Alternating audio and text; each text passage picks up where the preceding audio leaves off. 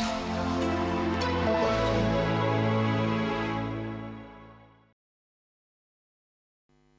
Hello, good afternoon, everyone. So, any questions do you have regarding any topic?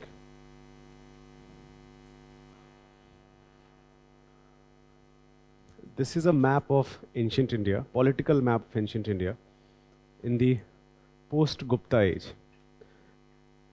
In last class, I talked about that how we call Gupta age as ancient, golden period of ancient India. Many reasons, but however, the Gupta's decline that led to emergence of lot of feudatories which originally were feudatories of Guptas, but then they declared their independence, and that led to emergence of lot of power in India. And this continued for quite some time. Here and there were some uh, approach or some aspects of consolidation, but more or less, the political setup of India remained divided for, I think, more than 600 years. So, for example, I talked about in the previous class that how after decline of Guptas, a very important power which emerged from Thanesar is a dynasty called Pushyabhuti dynasty. Then another power called Maukharis, Maitrikas. These are some of the important kingdoms. You also have Chalukyas, Pallavas, Pandyas, Cheras. So Pandyas, Cheras again re-emerge. So before I talk about, let's in today's class, I'm going to start with Harshvardhan. That will be my first topic. But before I talk about Harshvardhan, I wanted to briefly tell you that what was happening in South India. We haven't actually touched upon South India during Gupta period. The only thing we have talked about during Gupta period about southern India is that Samudragupta led a campaign, and throughout his campaign he defeated 11 or 12 rulers are mentioned in Prayag Prashasti, that he defeated all of them, and even though he did not annex those kingdoms, he gave them back. But apart from that जो third से six century का जो time period है वो बहुत ज़्यादा हमारे पास information नहीं है सदर्न इंडिया के बारे में. So type of dynasty which is called Kalabhra dynasty. जो कलाभ्र डायनेस्टी है, who were they, what did they worship, what were their cultural traditions, we do not have lot of information about them. In fact, in past, ये जो पूरा dynasty, in especially Tamil region, I'm talking about this entire region here, that it actually has been a very political contentious issue, especially in the politics of South India. That especially जो Dravidian parties हैं, they have claimed that जो Kalabras हैं, they came from outside, and we had a very well established culture. जो Cholas, Cheras, Pandyas, we have talked about Sangam age, they came from outside, and because of that there was a decline in the culture. But historians do not agree to that. ये जो theory है, this has been rejected altogether. A lot of people think that जो Kalabras हैं, basically they are many people who lived in this region, a lot of tribes who lived in this region. They had their own set of traditions.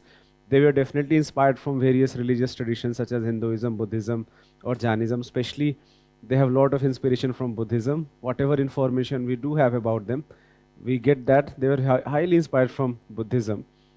But nonetheless, many historians think that they were indigenous people, group of tribes, when after decline of Cholas, Cheras, Pandyas played a very important role in the politics of southern India. Only after 6th century we have re-emergence of some local rulers, but those local rulers became very powerful. So there are three rulers which played a very important role. In fact, at one point of time, the three set of rulers actually entered into an alliance and defeated the Kalabras. These were Pallavas, Pandyas, and Chalukyas. So Pallavas, Pandyas, Chalukyas came together, joined their forces, and they crushed the uprising of Kalabras. We do not read about them, frankly, because we do not have a lot of information. जो information है, that is from secondary sources. They did not write as such by themselves, but when we read about Pallavas, their inscriptions, or Chalukyas, their inscriptions, then they mention that how they defeated Kalabhra people. Or we do find some coins issued by Kalabhra rulers. Apart from that, we do not have any information about them. So that is why we do not read about them. And that is why the period of 3rd to 6th century AD है. I have told you this before, that historians often rely a lot on written sources. And जो written sources की बहुत कमी है, ऐसा नहीं कि बिल्कुल एब्सेंट है. जैसे हम संगम लिटरेचर की जब हम बात करते हैं, तो संगम लिटरेचर जो है, we talk about Sangam age from 3rd century BC to 3rd century AD. But that does not mean that Tamil literature did not continue to prosper even after 3rd century AD. Lot of works, for example, think about two great works I talked about, Shilappadikaram or Manimekalai. Both of them are actually post-Sangam literature. So Sangam literature, जो Tamil literature है, that did continue to flourish, the language did continue to flourish.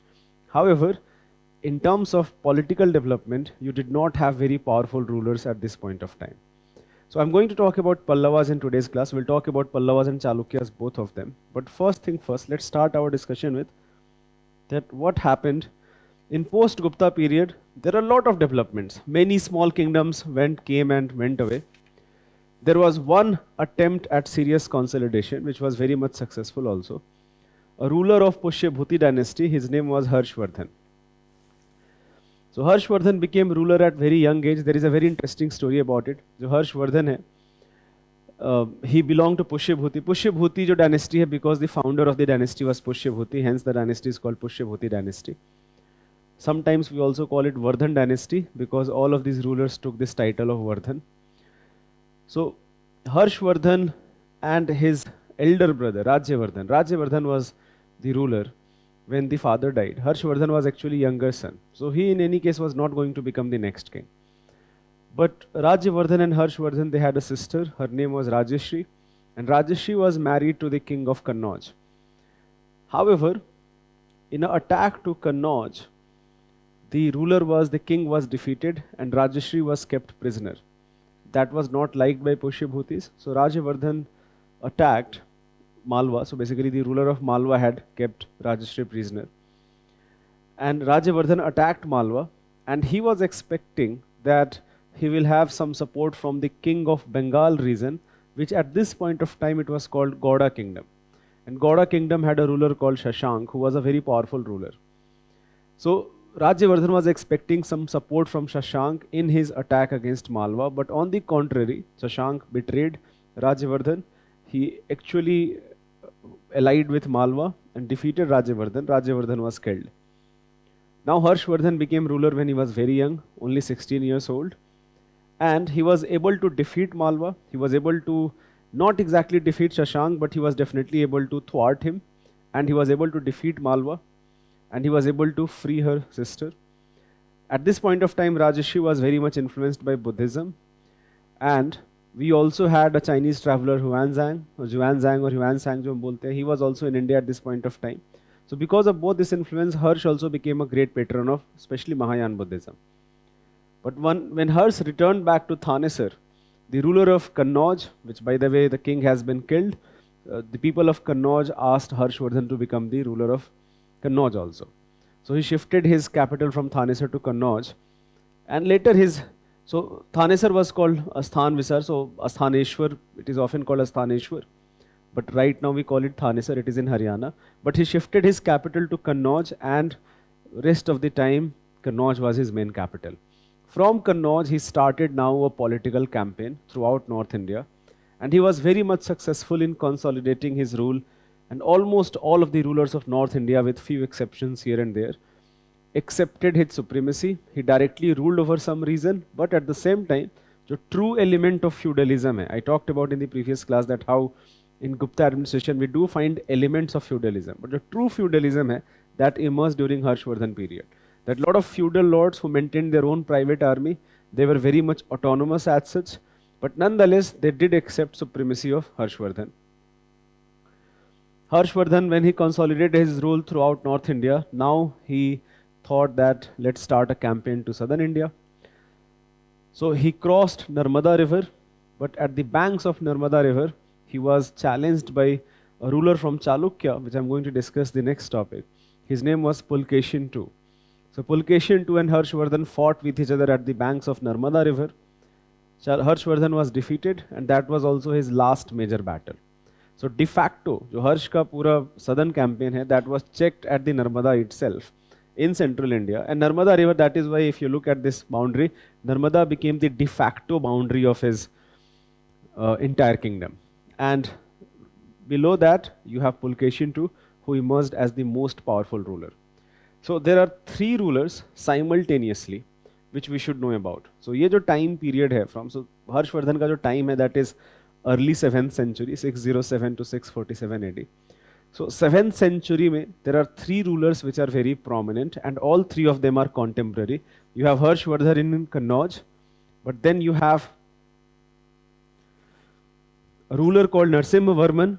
He was a Pallava ruler in Kanchi, and the third is a ruler called Pulakeshin II, who was a Chalukya. So three rulers: Chalukya ruler Pulakeshin II, Narasimhavarman, a Pallava ruler, and Harshvardhan, a Pushyabhuti ruler. All three of them are contemporary to each other, and all three of them played a major role in the political development as well as economic and administrative development of North India, Central India, as well as South India. Right. So let's start our first with, give this heading, Harshvardhan. Just give this heading, Harshvardhan.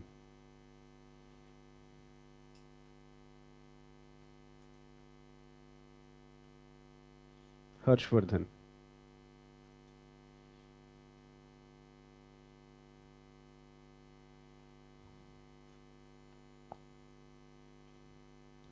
जो हर्षवर्धन के बारे में जो major sources हैं,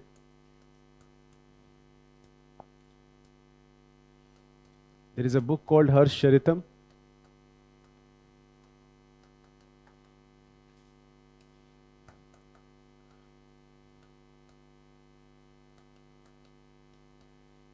Written by Ban Bhatt. Ban Bhatt was court poet of Harshvardhan. Then Xuanzang also wrote a book called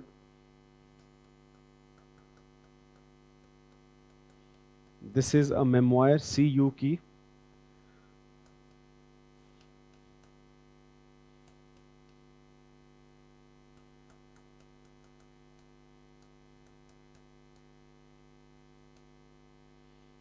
Both are same.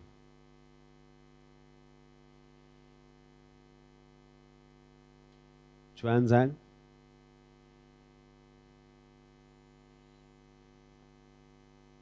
If we talk about epigraphy, there is a very famous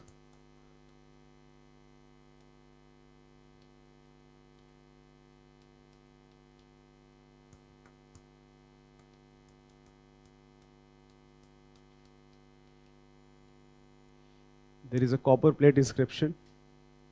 Then there is another inscription found in Sonipat. There are so many inscriptions, but I'm talking about only the most important ones.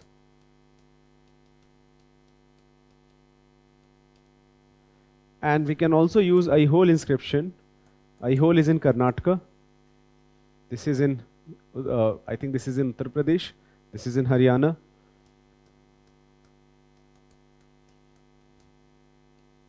Aihole inscription that is in Karnataka. That is actually an inscription of Pulakeshin II, not even of Harshvardhan. But this inscription tells you the details about the battle between Harshvardhan and Pulakeshin II.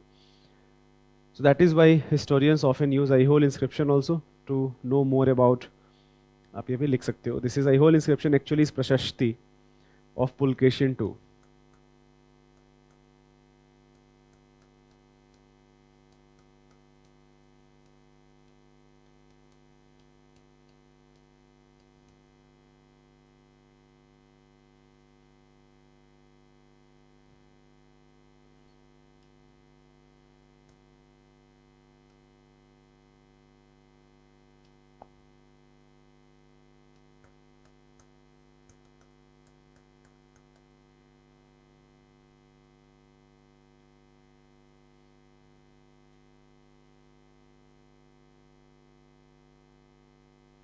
You can write down a few things here. Harsh became king in 606 AD. Harsh became king in 606 AD and ruled till 647 AD.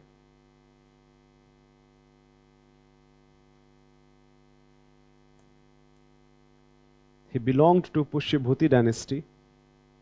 He belonged to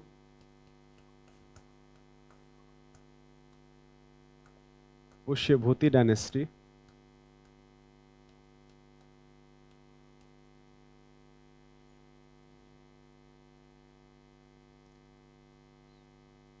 after death of his father, after death of his father, Prabhakar Vardhan, after death of his father,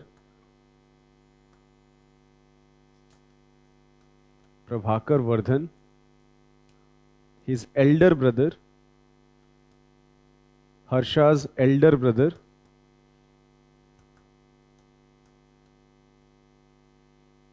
Harsha's elder brother, Rajyavardhan, became the king. Elder brother became the king.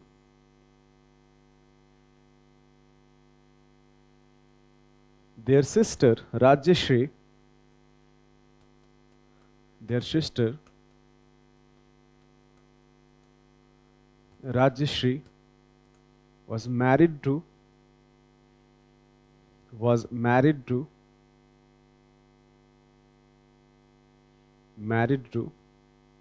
Maukhari king of Kannauj, Grahavarman.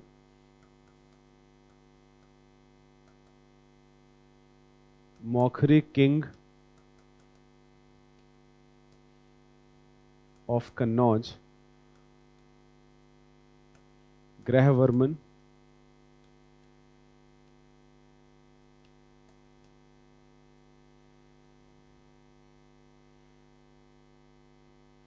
Right down here. Kannauj was attacked by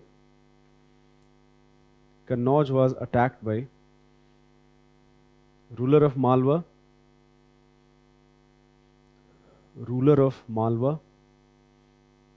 Devgupt, with support from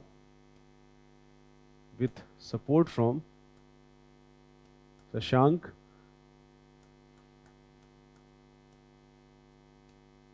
ruler of Gauda kingdom, which what modern day Bengal is. With help from ruler of Gauda kingdom, Shashank.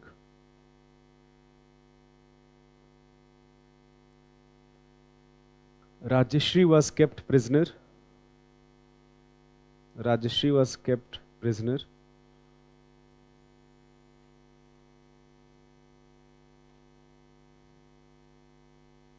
Yes, Rajyashri was saved. There is a question that was Rajyashri saved? Yes, Rajyashri was saved, and not only that, she actually played a very important role in conversion of Harsha to Buddhism. So Rajyashri and Xuanzang, these are the two most important personalities. Because of their influence, Harsh became Buddhist later. Write down. Rajyavardhan attacked Malwa but was killed. Rajyavardhan attacked Malwa but was killed.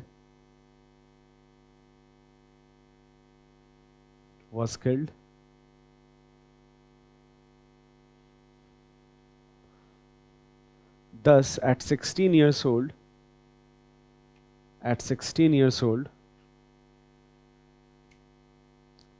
Harshvardhan became the ruler.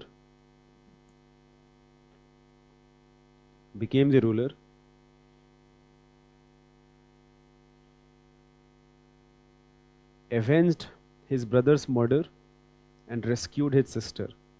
Avenged his brother's murder and rescued his sister.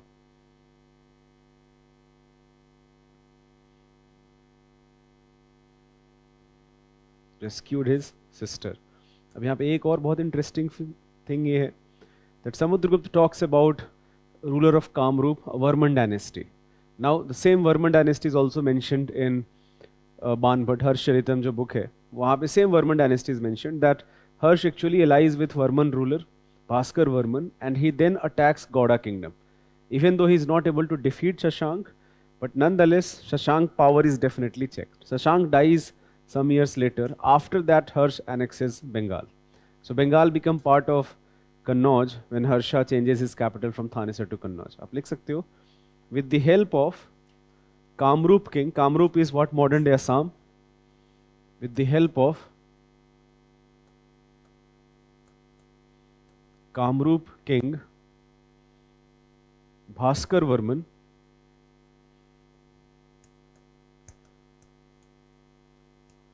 Bhaskar Varman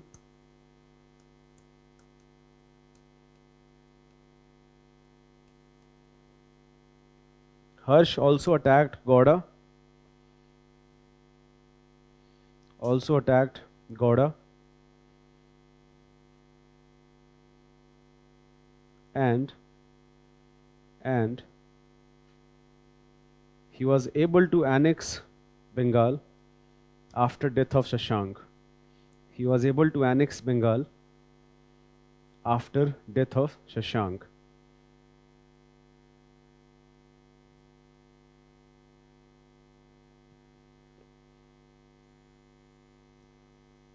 Write down the next point. From Thanesar, which was Asthaneshwar by the way, from Thanesar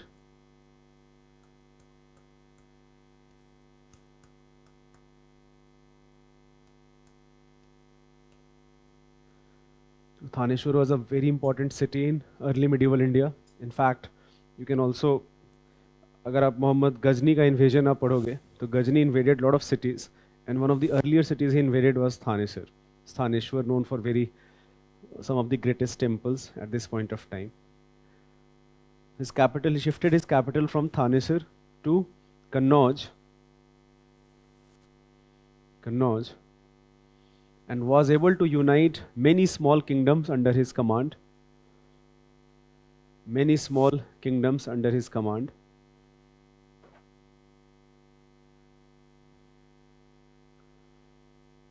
Under his command. Was able to unite many small kingdoms under his command. At its zenith,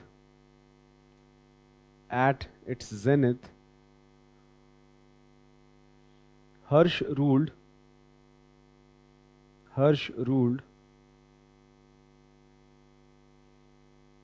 almost entire North India.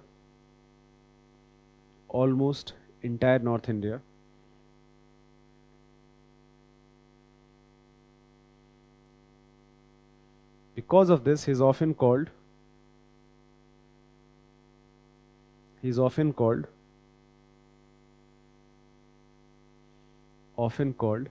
last great king of North India. Last great king of North India in ancient period. Last great king of North India in ancient period.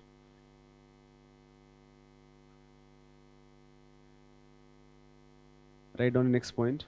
He wanted to conquer South. He wanted to conquer South, but was defeated by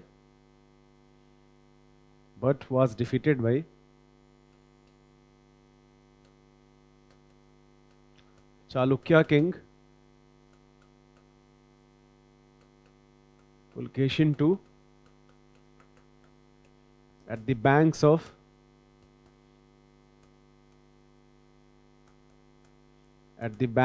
Narmada River.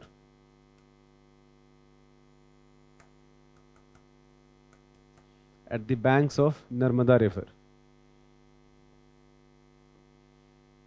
Thus, Narmada became the de facto southern boundary of Harsh.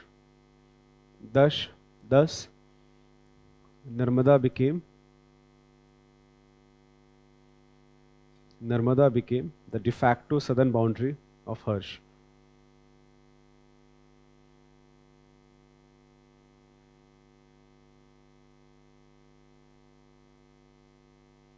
Write down next point. The reign of Harsh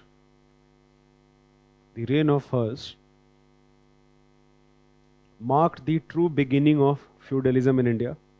Marked the true beginning of feudalism in India.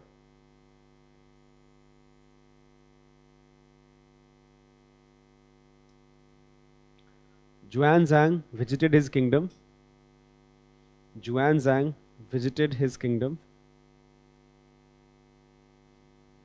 was a Chinese traveler. Xuanzang visited his kingdom.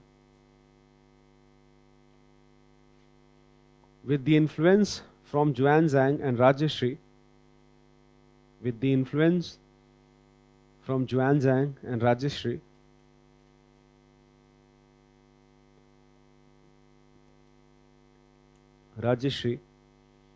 Harsh became a great patron of Mahayana Buddhism. Harsh became a great patron of Mahayana Buddhism.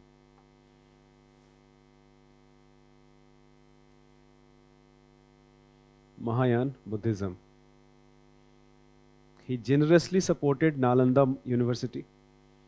He generously supported Nalanda University.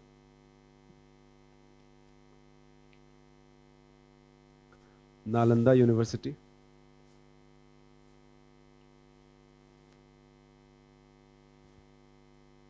Harsh is also credited with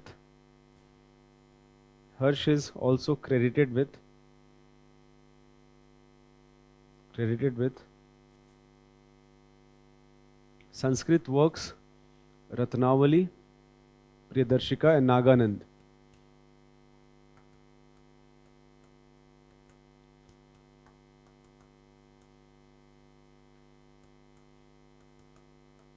And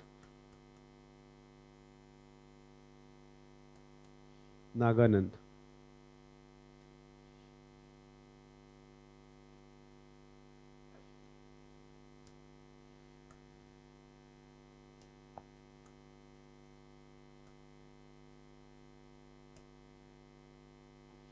All three of them are romantic works.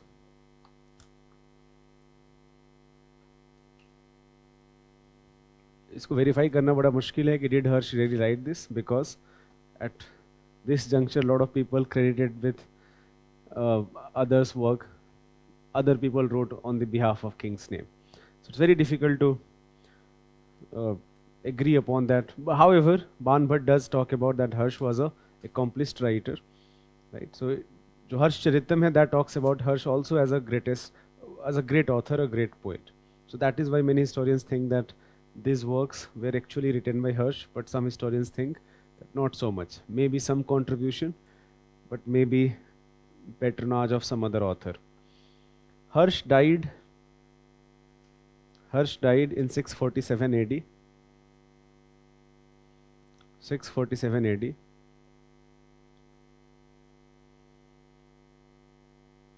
And his empire crumbled very soon after his death.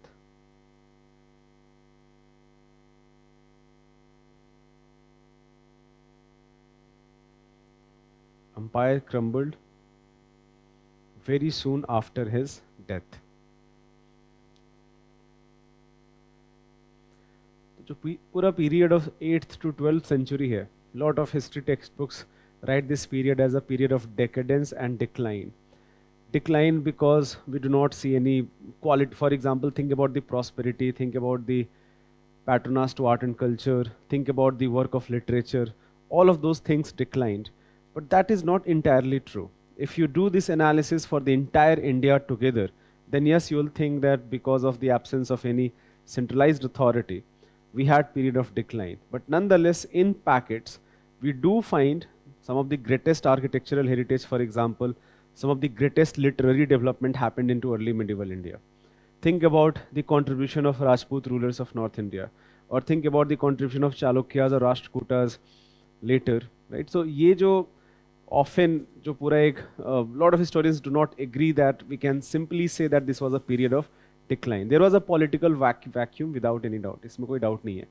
That political vacuum was mainly because that all of the rulers were fighting with each other, and none of them were able to competent enough to consolidate their rule over entire India. There is a question that Harshvardhan was the last great ruler. Why is it so? Were the next generation not competent enough to cover the whole of South India, or they were not willing to rule? Forget about South India. South India को ऐसे भी consolidate करना, that was very difficult. That goes without saying. Southern region was in itself very much prosperous. That had only happened once during Ashoka, and even then it was not the entire South India, first of all. And second of all, now many historians actually do not agree to this, that जो अशोक मौर्य है, he ruled over the entire India. The only reason people think that Mauryan ruler extended to the entire region of Andhra and Karnataka because we find Ashokan pillars there. But historians think that is it enough evidence to say that Ashoka ruled over the entire India? Again, these are new historians. Some historians, अभी आपको textbook में यही मिलेगा that Mauryan ruled the entire India with exception of southernmost and northeast India. But there are historians, especially in last few years, who are actually challenging this claim. Samudragupta also was not able to annex this territory. This policy that he gave the kingdom back was not just a generous policy, it was also a necessity. You cannot maintain your control for very long, and that is very much clear if you have read medieval India. Think about when you read medieval India, at one point of time, Muhammad bin Tughlaq was ruling the entire India. But very soon, the emergence of Bahmani and Vijayanagar almost simultaneously occurred, right? So if you have read medieval India, it is very clear. Think about how challenging it was for Aurangzeb to consolidate his authority in Deccan, and when he died very soon, all of the Deccan rulers again became independent, right? So ये जो है, it is in any case it was very difficult, but forget about consolidating rule in South India. After 8th century, there was not a single ruler who was able to consolidate in North India. Forget about that. So forget about South India. Even in North India, you did not have as such rulers who were able to consolidate their position. Only in medieval India, some rulers did try. For example, think about Prithviraj Chauhan. The Chauhans, at one point of time, they had become very powerful. Even before Chauhans, you had Pratiharas, who were actually ruling a very large territory at one point of time. But that was a very short-lived rule. So this was mainly because of infighting. That there are a lot of feudal lords, feudal chiefs who now have become kings, but these kings are not very prosperous. They do not have very large army. They do not have as such huge investment into economy. They are also not aware about what is happening in rest of the world. That is also something very interesting. Just say, when we read about Chandragupta Maurya, before Christ, in BC era, one of the major battles Chandragupta Maurya fought was with Seleucus, that he wanted to consolidate his position in Punjab. Think about the rulers of early medieval India, that despite emerging victorious against Turks, sometimes they did not consolidate their position, including think about Prithviraj Chauhan, that after Battle of Tarain 1191, how he became so complacent. He could have consolidated his position in Punjab so that Gauri would not have been able to made inroads later, but he was able to do that because of lack of strategic thinking. So it was a combination of factors which has something to do with less prosperity, continuous infighting, and as well as lack of strategic vision, which definitely is found in later rulers. Anyways, so Harsha, very important ruler. Harsha के जो death के बाद है, again history जो है बड़ा jumbled है. You have emergence of many small kingdoms, developments. So despite all the political development, there are major developments in society as such. For example, we do know that जो caste system है that became much more stronger. Position of women, which was not very good during Gupta period also, that also continued. You had emergence of lot of religious ideas, religious sects, that also occurred at this period of time. But that is more interesting in southern India, which I'm going to discuss next. A few things you can write. Give this heading, or not heading. Key officials in Harsha administration were key officials in Harsha's administration were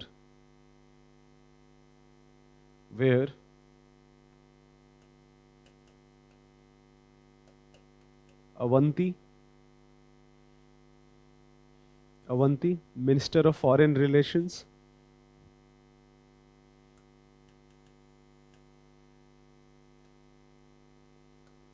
Simhanand, Commander-in-Chief,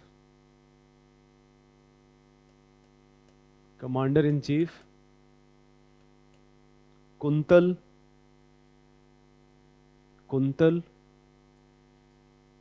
Chief Cavalry Officer,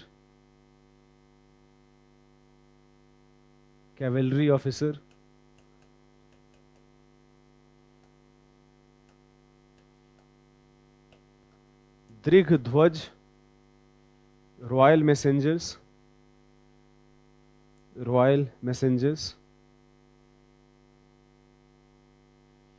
and Banu, keeper of records. Keeper of records.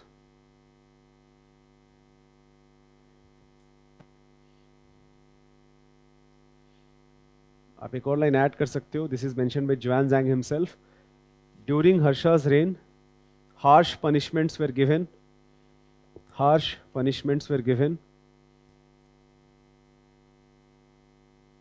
Punishments were given, such as amputation,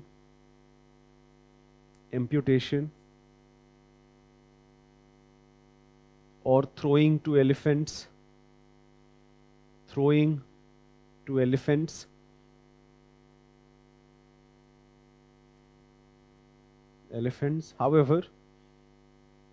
However, the severity of punishment was reduced.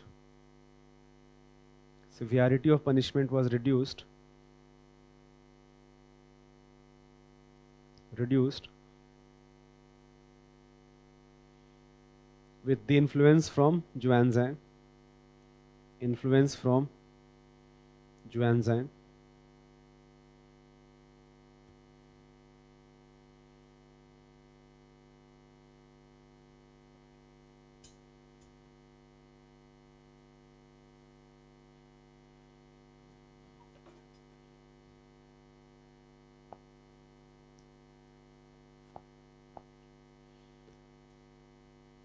Give the next heading.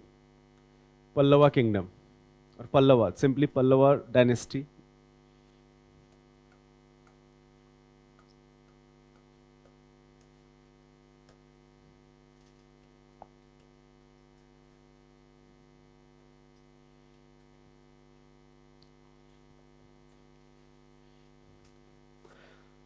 Pallavas are mentioned in Samudragupta inscription.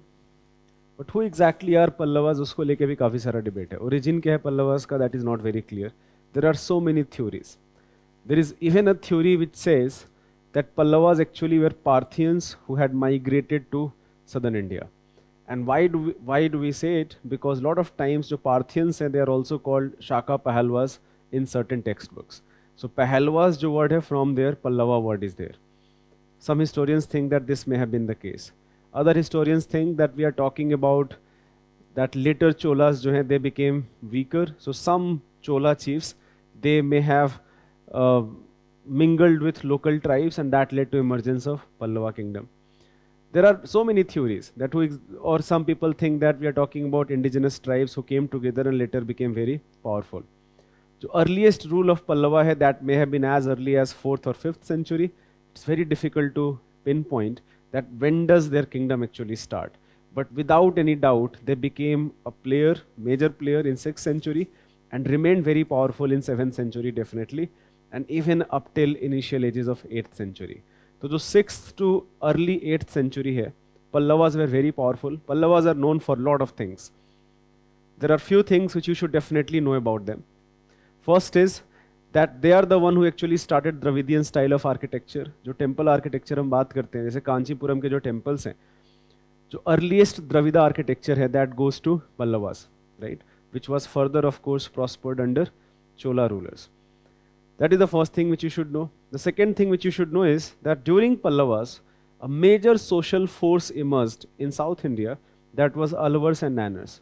Now, Alvars and Nanners were worshippers of Shiva and Vishnu and Shiva, respectively. So, Alvars were worshippers of Vishnu, Nanners were worshippers of Shiva. So, both Shaivism and Vaishnavism, it became a major social force. A lot of people were influenced with these two philosophies. And a lot of people, a lot of saints emerged. And जो Alvars and Nanners saints के जो teachings हैं, because this often occurred into local languages such as Tamil, that became very popular in major part of South India. So that also occurred during the rule of Pallavas. ये भी एक बहुत interesting चीज़ है जो पता होना चाहिए. जो third thing which you should know is that their contribution to architectural style itself. जैसे अगर आप Pallava architecture trace करोगे, तो it starts with first rock cut architecture, but then it finally goes to freestanding temple. जो proper freestanding temple की हम बात करते हैं. So there is a transition of architecture from rock cut architecture to freestanding temple, which occurs during different set of rulers. So their contribution to architecture, their contribution to literature also. So, for example, both Tamil and Sanskrit flourished a lot under their rule, right? The fact that under their rule, Alvars and Nanners became very popular. So, that is also something which you should know. Pallavas also experimented a lot with local self-government, and that local self-government became very popular during Cholas. जैसे Cholas are very famous for their village assemblies, जैसे village assemblies जो हैं they were very important during Chola kingdom. कोई भी जो specially brahmadeya village होता था, brahmadeya village was a village where Brahmins have settled. Such villages occurred because of a type of land called agrahara land, हमने discuss किया था लास्ट क्लास में. So whenever Brahmadev villages had an assembly, often kings had to have a representative here, and these assemblies worked in tandem with what is happening in the royal court during Cholas. But uska jo genesis hai, that actually goes back to Pallavas, that we do find some sort of assemblies even during Pallava rule, which became of course much more important during Chola rule. So Pallavas give this 6th to 9th century. आप लिख सकते हो 6th to 9th century. The word was amputation, and amputation का simply मतलब होता है जैसे chopping of hand, that somebody is stealing something, then cutting off their hand. That will be an example of amputation.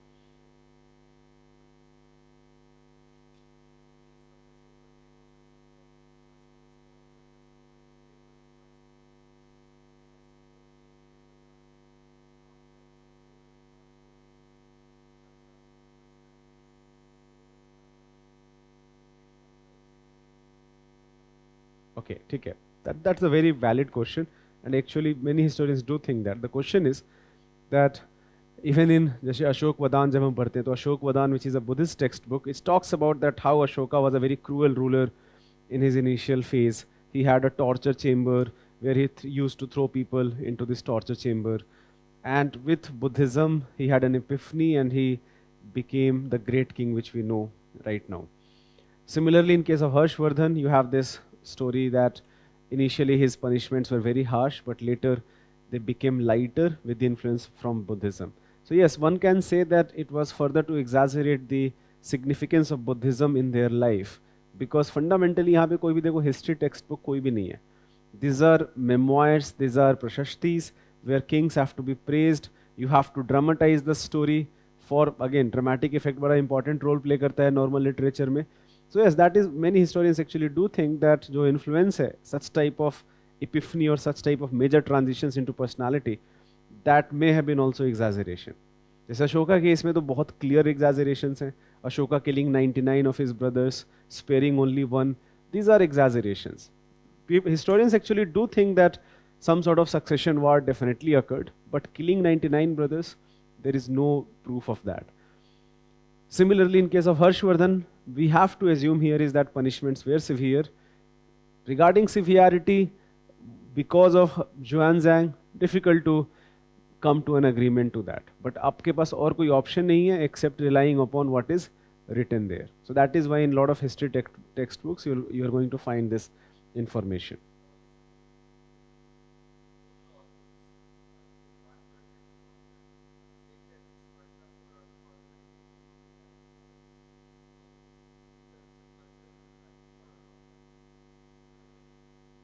I cannot answer this question because इसका बहुत answer नहीं है. They credit this. That's also a very good point, by the way, that Xuanzang and Banbhat credit Harshvardhan as Kumbh Mela, especially at Varanasi. But we also know that Kumbh Mela is mentioned in earlier text also. Maybe perhaps a better organization. Just say there is a very interesting story involving Xuanzang and Harshvardhan, that there was an assembly, and in this assembly, a lot of scholars were called, including Brahmins. But Brahmins were not very happy with Xuanzang because he was promoting Buddhism. So there was some sort of conspiracy to kill Xuanzang.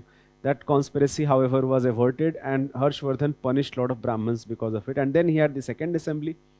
So he was a great organizer of fairs, and that led to Kumbh Mela. But we also know that the history goes earlier than that. So that is why you will not find this into history textbooks where historians will accept that it occurred because of Harshvardhan, right? Because we do know that there are Puranas compiled during Gupta period which talks about this, right? तो इसको validate करना बड़ा मुश्किल है. तो ये हमेशा होगा, प्रशस्ति का हमेशा एक प्रॉब्लम होगा कि जब भी आप प्रशस्ति को यूज करोगे टू रीड अबाउट हिस्ट्री, तो हमेशा एक चैलेंज होगा ना. प्रशस्ति fundamentally is praise for king. तो किंग के जो भी निगेटिव्स होंगे उसको सप्रेस किया जाएगा, जो पॉजिटिव्स है उसको बढ़ा चढ़ा के दिखाया जाएगा. तो एक हमेशा एक चैलेंज होगा कि प्रशस्ति को यूज करके हम हिस्ट्री कैसे लिखें. अब historians have to, that is why whenever historians are writing this they always have to write down all the counter points कि अलग अलग थ्योरीज क्या हैं, rather than using this text as a historic truth if specially it aligns with their own political ideology. जैसे for example, that is why history writing जो है it has been criticised a lot in India. That history writing has mainly been done by left-wing historians who had their own political agenda, and wherever they could find which suits their political agenda, they used those sources as the truth, and other sources they did not accept. Even though all of these sources, none of them are as such works of history, all of them are just stories, poems, dramas, and you have to interpret them. Historians will interpret as per their own political ideology. So any good history textbook, whenever it is trying to write about a historical fact, will also tell you that it is one of the interpretations. There can be other interpretations also. So कोई भी history textbook, especially अगर आप ancient medieval पढ़ते हो, तो पक्के से we should look for these things, that is historian talking about various interpretations done by various type of scholars. Anyways, just write down few things here. Pallavas, the origin of Pallavas is not very clear. The origin of Pallavas were not very clear.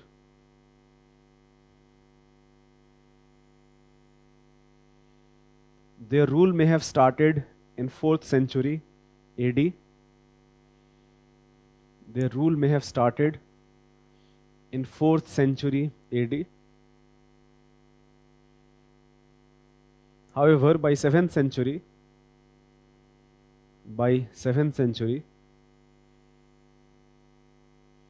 Pallavas of Kanchipuram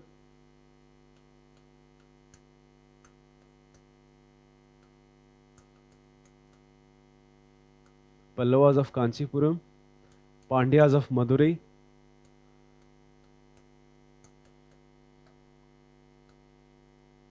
and Chalukyas of Badami, which was called Vatapi at that point of time. Chalukyas of Badami emerged as major political force.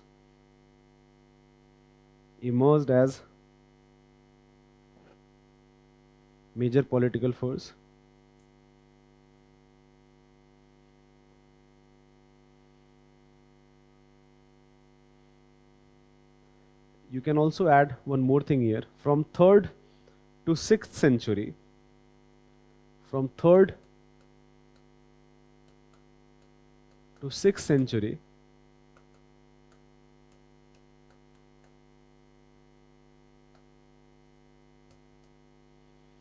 Kalabhr dynasty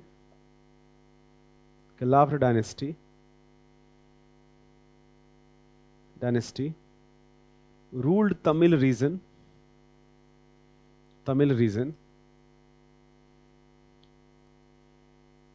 However, they were defeated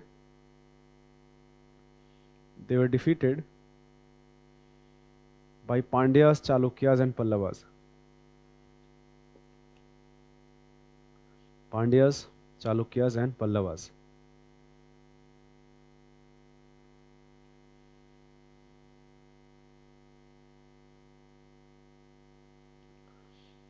Some early rulers were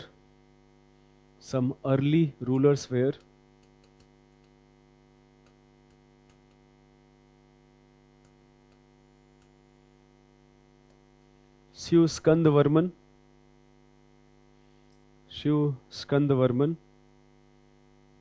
Simhavarman,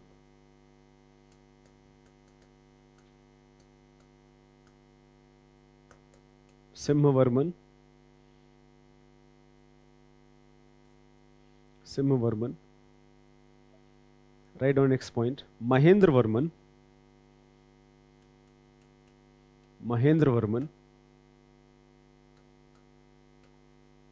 So Mahendravarman ruled from 600 to 630 AD. He is contemporary of Harshvardhan even though they did not have any contact. Mahendravarman was a great ruler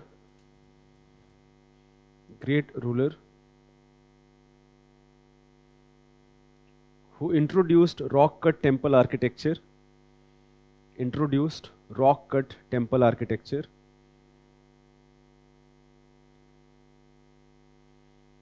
temple architecture. He was also a poet who wrote Vichitrachit. He was also a poet who wrote Vichitrachit.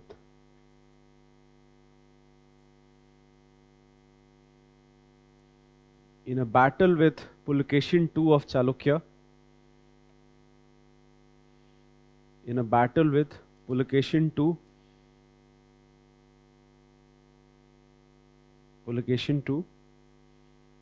Mahendravarman was killed. Mahendravarman was killed.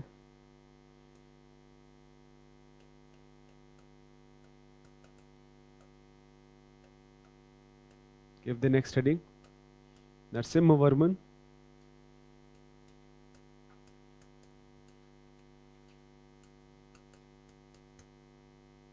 Narasimhavarman.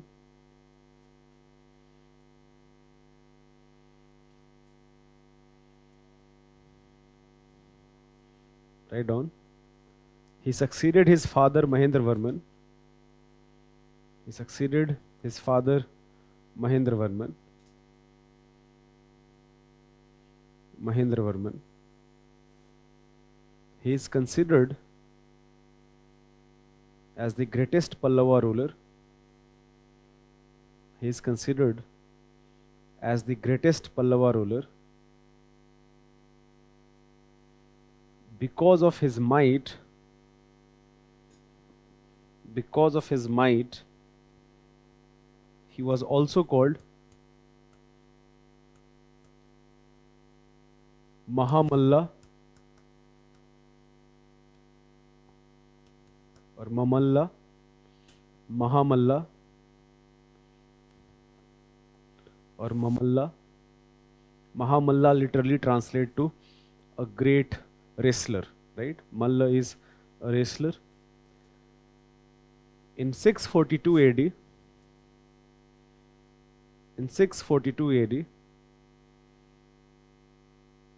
he defeated Pulakeshin II,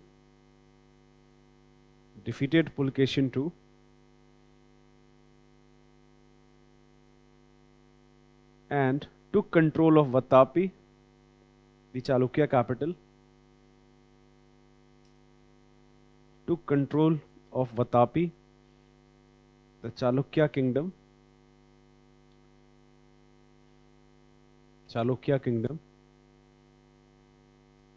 And adopted the title of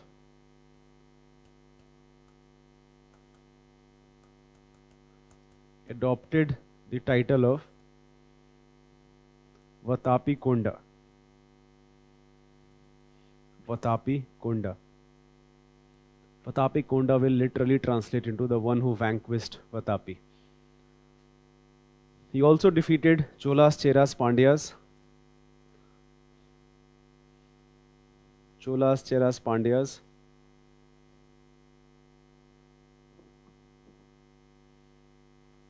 Had a successful naval expedition to Sri Lanka. Had a successful naval expedition to Sri Lanka.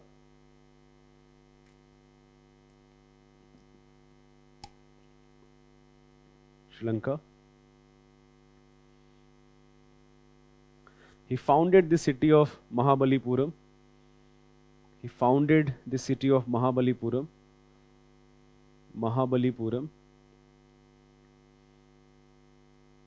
Mahabalipuram or Mamallapuram, both are same. He founded the city of Mahabalipuram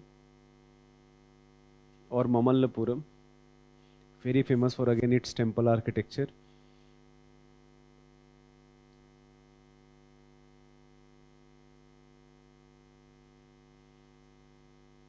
Write down the next paragraph. Later rulers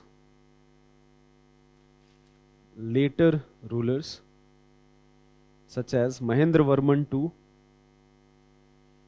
Mahendravarman II, Parmeshwarvarman,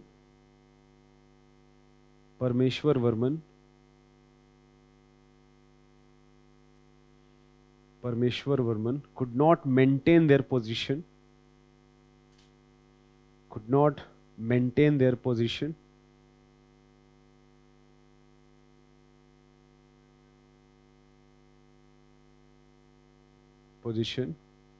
Kanchipuram was occupied by Chalukyas.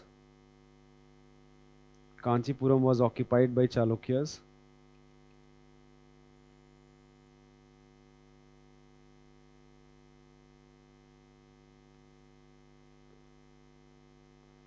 The last ruler,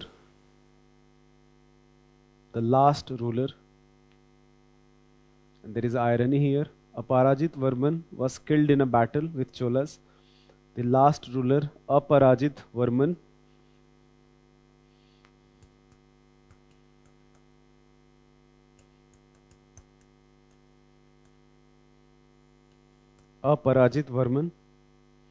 was killed in a battle with Cholas. Killed in a battle with Cholas.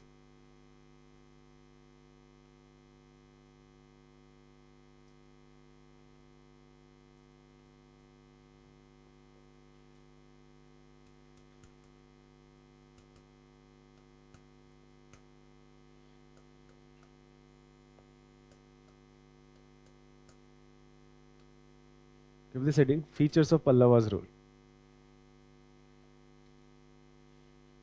Features of Pallavas rule.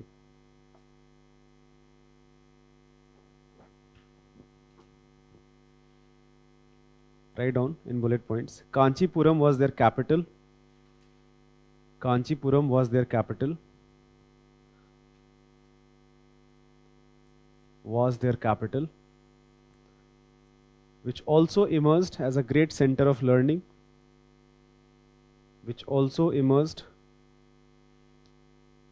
as great center of learning.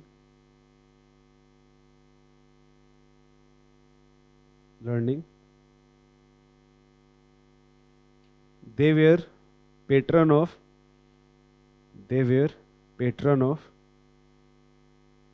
both Vaishnavism and Shaivism. Both Vaishnavism and Shaivism.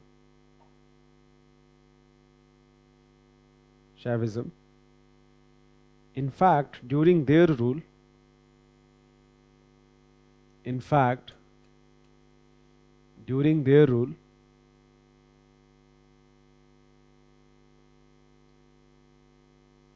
emergence of Bhakti movement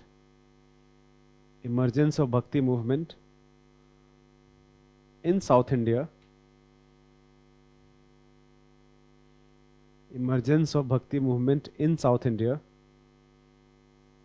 occurred, led by Alvar saints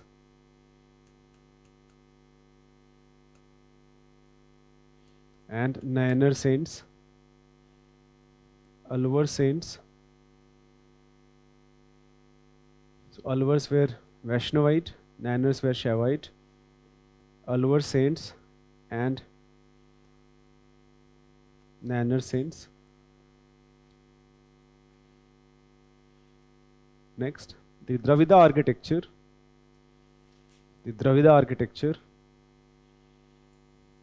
Emerged and flourished during Pallava rule.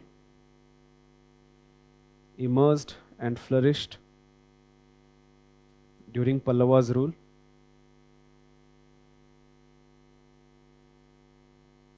Emerged and flourished during Pallava rule. In fact,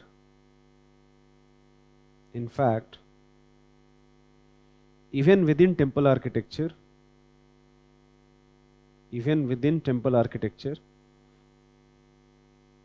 we witness evolution.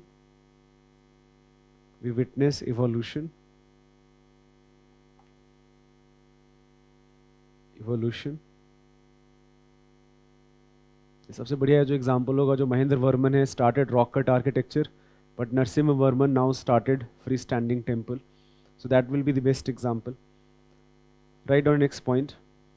Both Sanskrit and Tamil were patronized. Both Sanskrit and Tamil were patronized.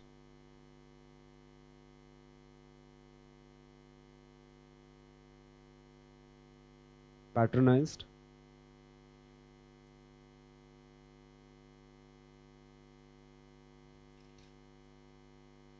During this period,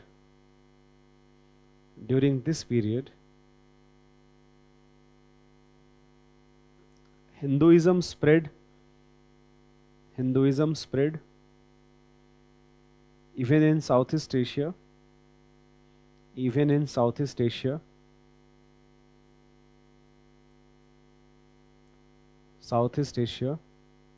which can still be witnessed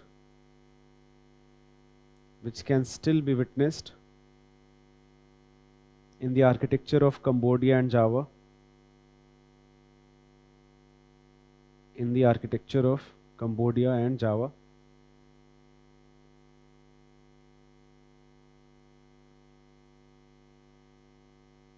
So any questions till now?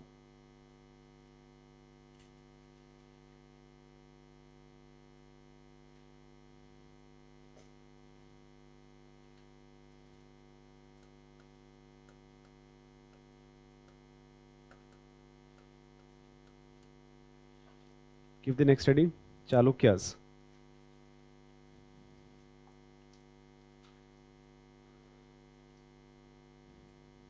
Few things about Chalukyas before I start this topic. The term Chalukya is common from 6th to 12th century AD. There is a period of 600 years where you will find some Chalukya ruler in some part of the country. However, most of them will be into Deccan and South. But not all of them are exactly from the, even though the dynasty is more or less same, but not exactly all of them are as powerful as the early Chalukyas. So the early Chalukyas, they are what we call Chalukyas of Badami. But you'll also find in textbooks such as Western Chalukyas, Eastern Chalukyas, Chalukyas of Lata, all of them are interrelated dynasties with here and there, but not all of them simultaneously existed. Not all of them ruled the same part of the country. For example, the Chalukyas I am going to talk about from early medieval or late ancient India, whatever you want to call it. Chalukyas ruled region of Karnataka, what modern day Karnataka hoga. So the Deccan region, especially the lower Deccan region, but at its zenith that also reached to central highlands. So Chalukyas का जो पूरा extent है, for example, this will be a map of Chalukyas of Badami, who were very powerful in 7th and 8th century, even though they did exist even in 6th century, but they were very powerful in 7th and 8th century. This map will include almost all of modern Karnataka, but also part of Maharashtra or Madhya Pradesh, or even part of Tamil Nadu and Andhra Pradesh at its zenith. But mostly they ruled the Kannada region. Chalukyas emerged victorious against Pallavas later, even though Pulakeshin II was defeated by Narasimha Varman, but later Pallavas ruler were defeated by Chalukyas. The problem is that this victory was short-lived, because very soon Chalukyas were replaced by another kingdom, which we call Rashtrakuta kingdom. We'll talk about them also, Rashtrakuta kingdom also. But initially, the Rashtrakutas, they were feudatories of Chalukyas, but later Rashtrakutas emerged as a independent kingdom. They originally ruled the same region ruled by Chalukyas. However, at its zenith, their rule reached up to even North India. Now here is the thing, when this happened, branch of Chalukyas shifted to the eastern coast, and because of that we call them Eastern Chalukyas. And when finally Rashtrakutas became weakened, why Rashtrakutas became weakened? वो भी बहुत simple है समझना. That from about 8th to 9th century, 3 kingdoms existed in early medieval India, and all these 3 kingdoms were fighting for Kannauj. You have Rashtrakutas from Deccan, you have Pratiharas, you have Palas from west and east, and all of them are fighting for Kannauj. Kannauj is very important because of its strategic location, because of fertile land. It gives you control over the entire Ganga Yamuna Doab region. So that is very fertile land and strategic location in the sense that you can actually thwart any type of invasion from any area as such. Because of that, these three kingdoms were fighting with each other. Finally, the result of this fight, which went on for more than 150 years, Pratiharas emerged victorious. Rashtrakutas, Palas, they weakened. Pratiharas emerged victorious. But even Pratiharas were weakened, and because of that, Pratiharas were one of the Rajput clans, and because of that, all the feudatory chiefs within Pratiharas later emerged independent. That is why we find, let's say, Chandels or Pawars or even Chahamanas, Chauhans जो हम बोलते हैं, all of them originally were feudatories of Pratiharas only.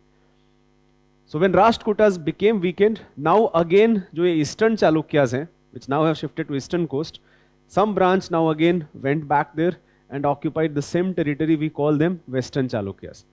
So when I use the word Chalukyas, it can actually mean three different, even though part of same dynasty, कोई ना कोई branches हैं जो same dynasty का है, but the time period is different and the areas they ruled, that is also different. So Chalukyas of Badami, they ruled, they are contemporary of Harshvardhan or Pallavas, but eastern Chalukyas are not. They ruled from about 7th, 8th, 9th, 10th century, and जो again western Chalukyas हैं, after decline of Rashtrakutas, again they emerged very powerful, and they ruled up till 12th century. They are contemporary of what imperial Cholas, Raja Raja Chola or Rajendra Chola. In fact, they are so powerful that if you look at the map of,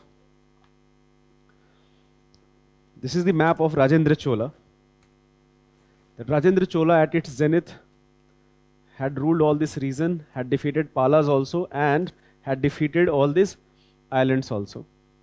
Kaduram Kandan jo hum bolte hain, that how his campaign in Indonesia, Java, Sumatra happened. This occurred under Rajendra Chola. In fact, Rajendra Chola went, defeated rulers of north, crossed river Ganga. Because of that, he took this title called, he set up the city called Gangaikonda Cholapuram, right?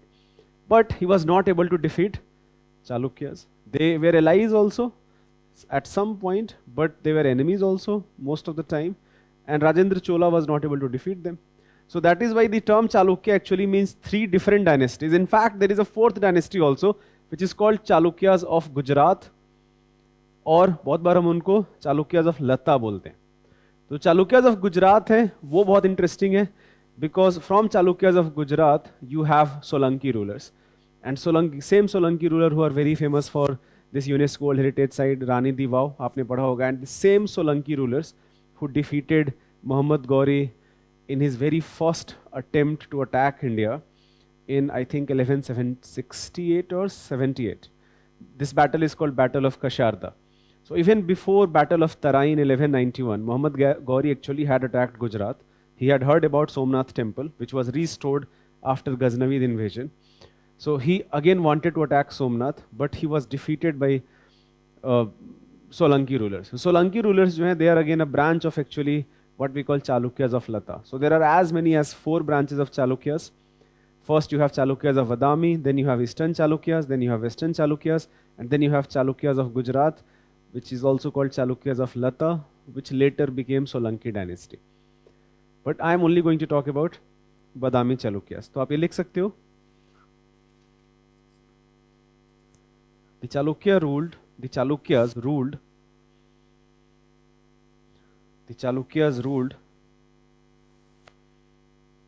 ruled parts of South and Central India,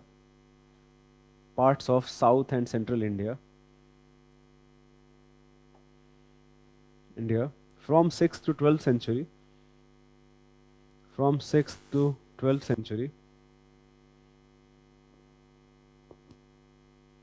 However, there are distinct but related Chalukya dynasties. There are distinct but related Chalukya dynasty.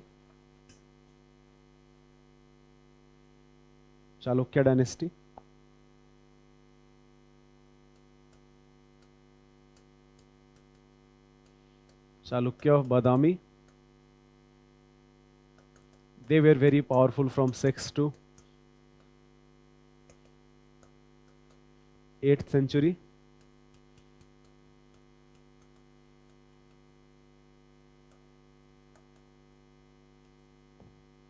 Eastern Chalukya. They remained very powerful from 8th to 11th century. And Western Chalukya, very powerful from 9th to 12th century.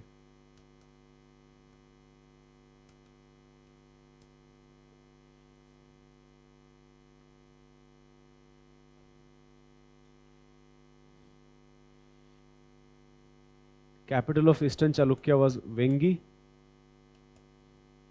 Capital of Western Chalukyas was कल्याण. बादामी चालुक्यास का capital तो बादामी है ही.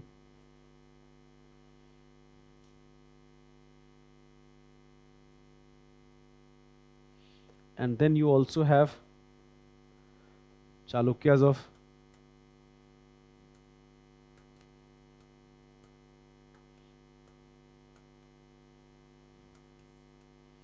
Gujarat, who again ruled from about 10th to 12th century. Chalukyas of Gujarat बहुत लता भी बोलते हैं.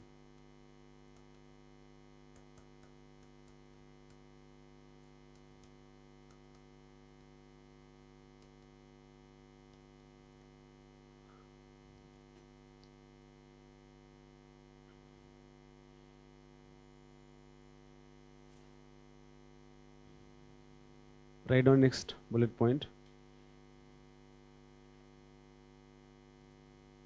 Jai Simha was the first ruler of Chalukya dynasty.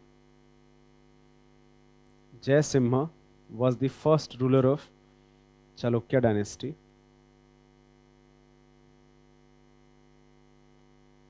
Chalukya dynasty.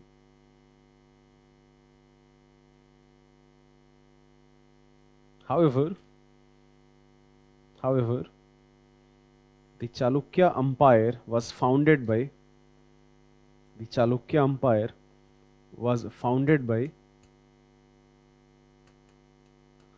Pulakeshin I in 543 AD. In 543 AD, with Vatapi as the capital. What modern day Badami is? Vatapi as the capital.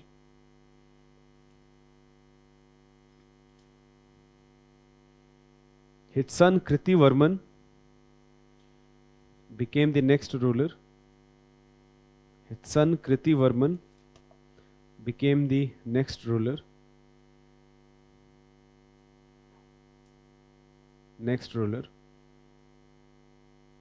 Who was succeeded by his brother Mangalesh.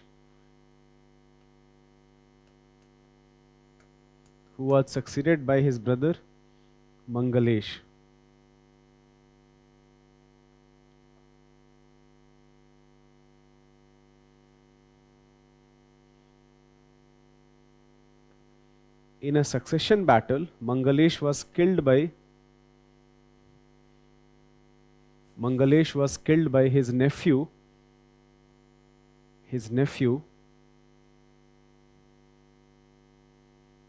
and son of Kritivarman, Pulakeshin II.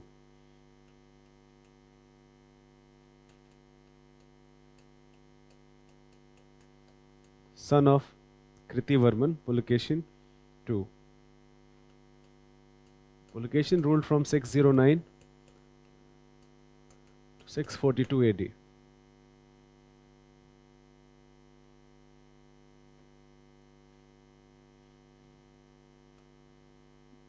You can write down few bullet points about Pulakeshin II. His birth name was Iraya.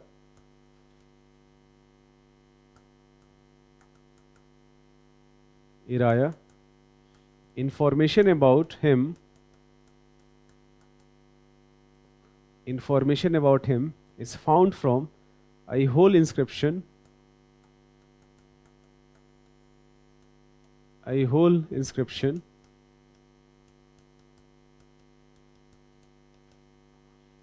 written by his court poet Ravi Kriti. Written by his court poet Ravi Kriti.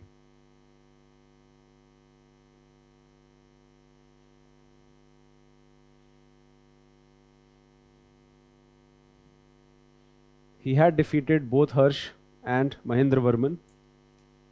He had defeated both Harsh and Mahendravarman.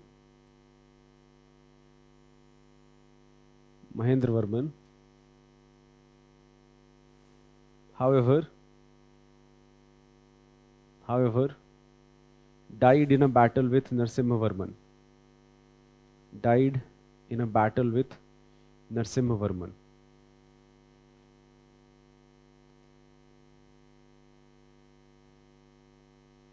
Narasimhavarman.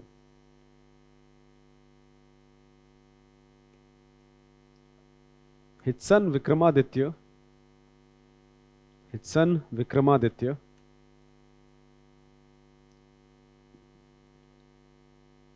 Vikramaditya defeated Pallavas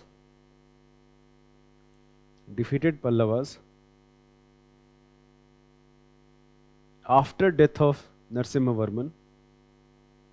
After death of Narasimhavarman.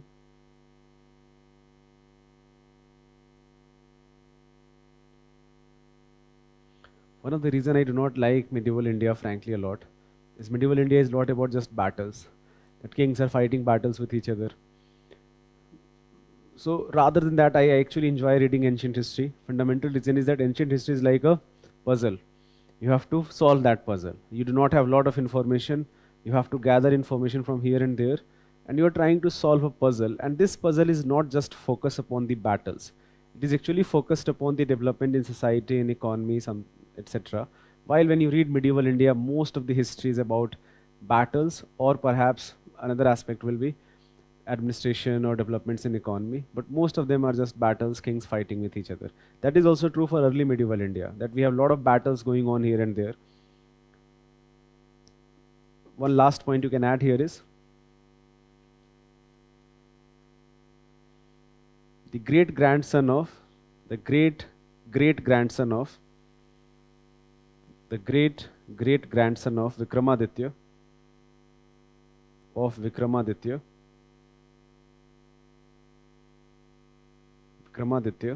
was defeated by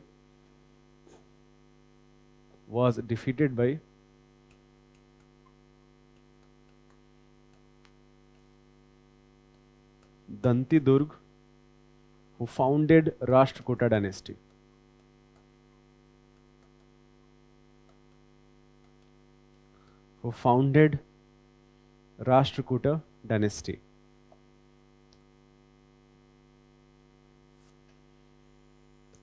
Chalukyas के बारे में there are few things, especially Badami Chalukyas के बारे में there are few things which you should know. The first is that development of Kannada literature, Telugu literature, along with Sanskrit literature, all three of that occurred during this period of time, which further flourished during Rashtrakutas. Second thing which you should know is a type of architecture which we call Vesara style of architecture. Vesara has elements from both Nagar and Dravid style. Fundamentally, जो पूरा upper Deccan region है, that is a connecting line, connecting transition zone between north and south. Because of that, Vesara style architecture में भी वो clearly reflect होता है that it has some unique features, but some features borrowed from Nagar or Dravid architecture. So Vesara style, even though flourished a lot later, during time of Rashtrakutas or during time of even later rulers from medieval India, such as Karnataka के rulers होयसालास. So होयसालास के time पे काफ़ी ज़्यादा prosper होता है. However, the genesis actually goes back to Badami Chalukyas. तो आप लिख सकते हो during Chalukyas, Sanskrit, Kannada and Telugu literature flourished.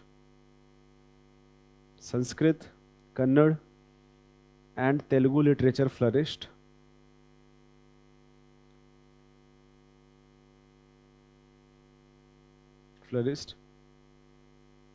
Vesara style of architecture style of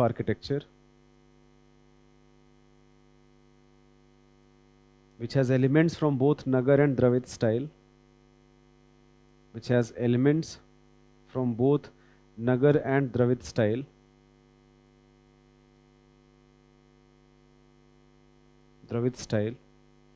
emerged during this period,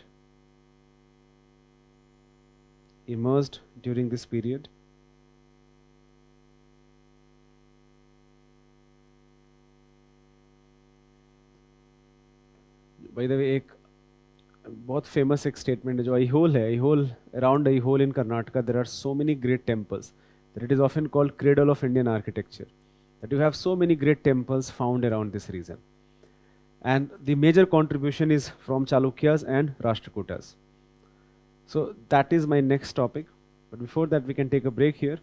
So my next and last topic of ancient history is what we call tripartite struggle. But tripartite struggle, बहुत सारे battles हैं. We do not have to know about the battles, but we have to know about the major three stakeholders who fought this battle for more than 150 years. So let's take a break here first.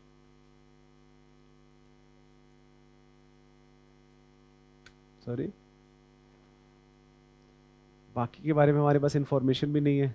The question is that about Pushyabhuti सिर्फ हर्षवर्धन के बारे में जाने, बाकी के बारे में बहुत ज़्यादा इंफॉर्मेशन भी नहीं है हमारे पास. Right. So for example the founder of the dynasty Pushyabhuti, we do not have lot of information about him. We do know that Pushyabhutis caused a lot of problem for Guptas. That part we do know. But the major information we find about Harshvardhana. Harshvardhana, his sons were killed by own commanders, and that is why after his death the empire disintegrated very soon. Okay, so if Palas Pratiharas have been discussed, let me briefly tell you about them rather than any type of dictation as such.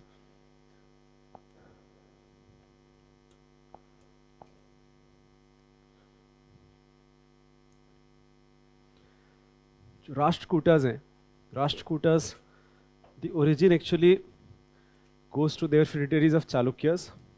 The founder of the dynasty was Dantadurga. Any type of political history जब भी हम पढ़ते हैं, तो there are few things एक framework की तरह आप use करोगे.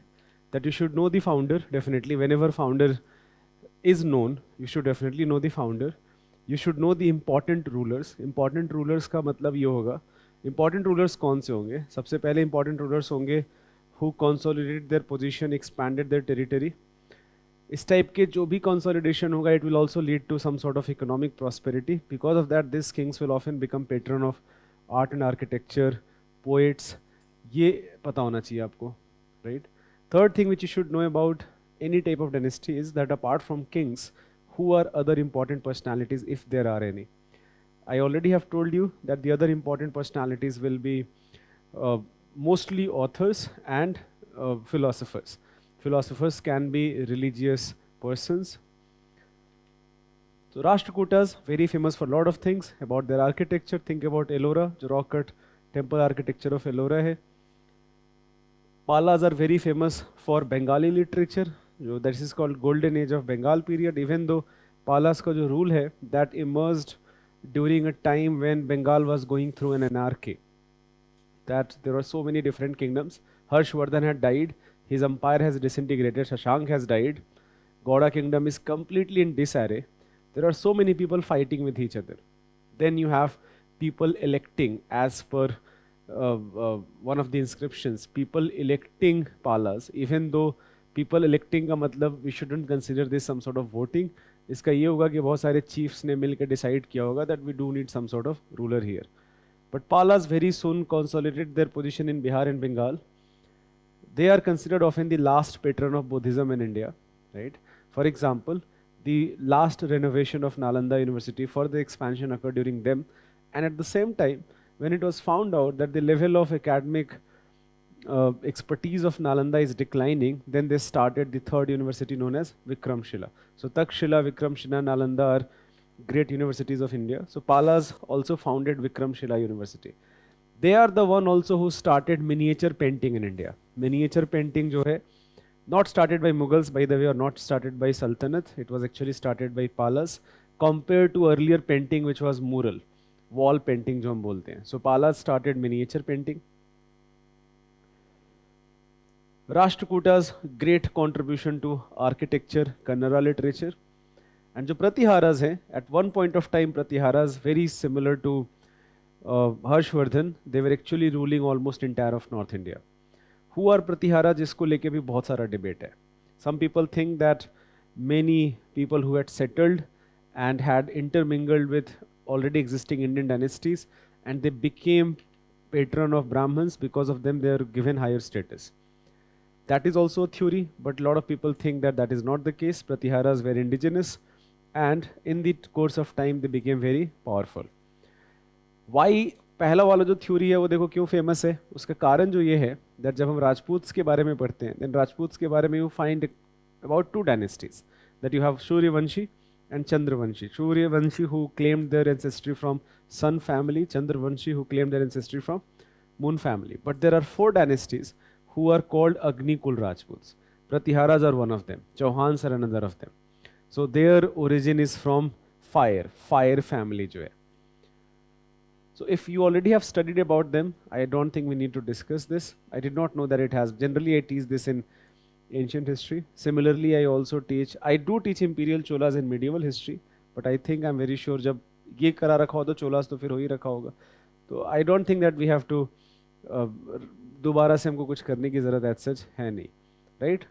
I'm not sure what has been taught to you, but I will definitely give you a handout regarding tripartite struggle, some important rulers and their important contribution.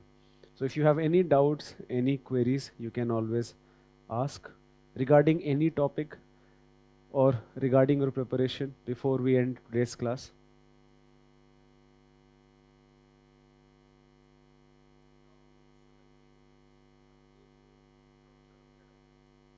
इसको लेके थोड़ा debate है. Solankis are either feudatories of Chalukyas or a branch of Chalukyas themselves.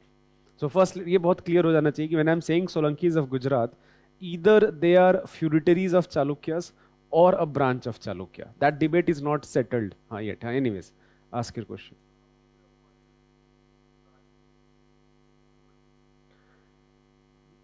ये जो पूरा process of जो according status है, lot of people think that it occurred with the help of Brahmins. So Brahmins were patronized a lot by different clans, and whoever became the greatest patron, they were given the highest status in the society. जैसे for example, जब आप Gupta period का कुछ literature पढ़ोगे, तो Gupta period के literature में जो कुछ clans हैं, we hear this term called Malechas.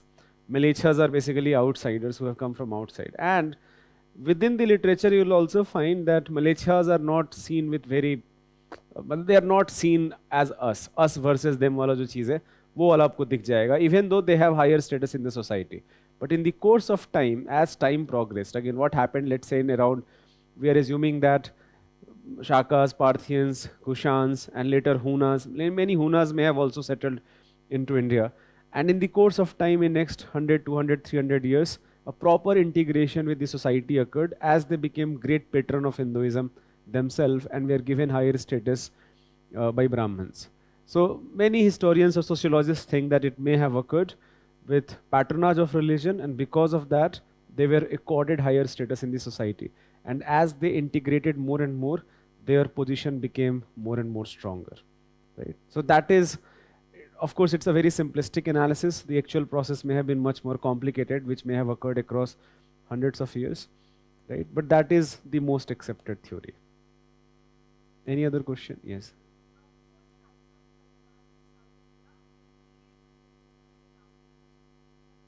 कालभ्राज जो या कलाभ्र डायनेस्टी जो हम बोलते हैं, जो कलाभ्र डायनेस्टी है, the question is that what about the dark period of South India? So Kalabhra dynasty, why are we calling it dark period? Because when we read about Sangam age, you have a very prosperous South India. We have surplus trade with Roman Empire. We have some of the greatest literature developed at this point of time. And then after 3rd or 4th century, around 4th century till 6th, 7th century, you do not have that. So because of that, we call this dark ages, right? From ancient, we have to cover the classes notes only, or should we refer to R.S. Sharma or Tamil Nadu book? I think if you can read one of the books, ये मैंने question पहले भी answer कर रखा है. अब इस moment पे तो मैं अगर आपको बोलूँ, अगर आप इस साल का प्रीलिम्स दे रहे हो कि go and read R S Sharma और Tamil Nadu book, then that will not be a wise suggestion. तो अभी अगर आपने नहीं पढ़ा है देन एंड इस साल का पेपर अटेम्प्ट कर रहे हो, देन आई विल सजेस्ट कि गो through the notes only. At least आपने ये तो पढ़ ही रखा है, क्लास आपने अटेंड करा हुआ है, तो go through the notes only. So as of now this will not be the right suggestion to go and read a book. अगर आपका अगले साल अटेम्प्ट है then you should definitely go and read at least one textbook. You can read Tamil Nadu textbook. It is more crisp, concise, and I also think that R.S. Sharma is becoming more and more outdated.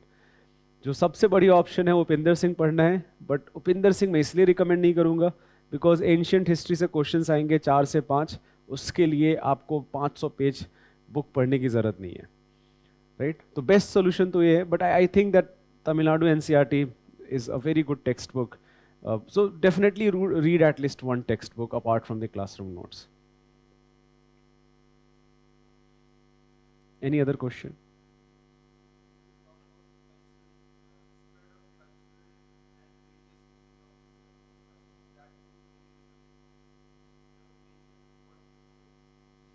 Yes. Even Kushanas. We should also give the credit. Acha, in southern India, yes, but we should give this credit even to Kushanas. Okay, ठीक है. In Southeast Asia, it will be Pallavas and Chalukyas. Yes. हाँ, sorry, Pallavas and Cholas. हाँ, Pallavas and Cholas. Yes.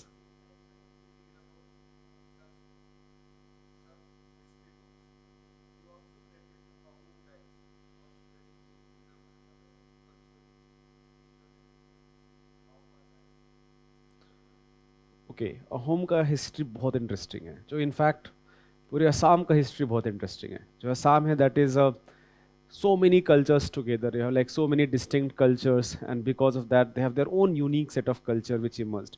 जो Ahoms हैं, they originally may have migrated from the Myanmar region as early as perhaps 8th 9th century, but with decline of जो ancient Kamrup kingdom है, Ahoms became very powerful, and from the name Ahom we also have the name Assam, and in the course of time they completely integrated with Hinduism. Right, Ahom rulers became great patron of Hinduism. But regarding their contribution, for example, as much as to what Pallavas or Cholas did, that will be debatable. So Ahoms definitely did play a role because of their location, the spread of ideas to Chinese region, or because Bengal is very nearby. So Bengal rulers, by the way, also played a very important role in spread of Indian ideas to rest of the world. हाँ, so Palas, for example, जो Palas, they played a very important role. But the biggest contribution will be Pallavas and Cholas, without any doubt, right? तो इसमें कोई doubt भी नहीं होना चाहिए. जैसे let's discuss few questions which UPSC has asked.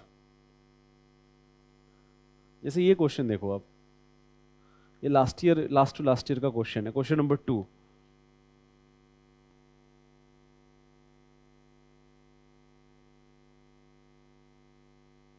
Read the question carefully.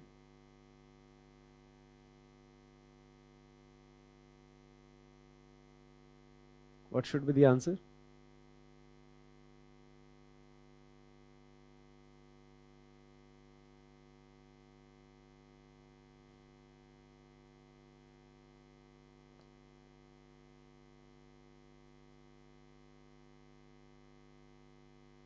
अभी इतना टाइम लगेगा रिस्पॉन्स में. What should be the answer? The question is about from 4th to early 7th century. Who are the important rulers in India?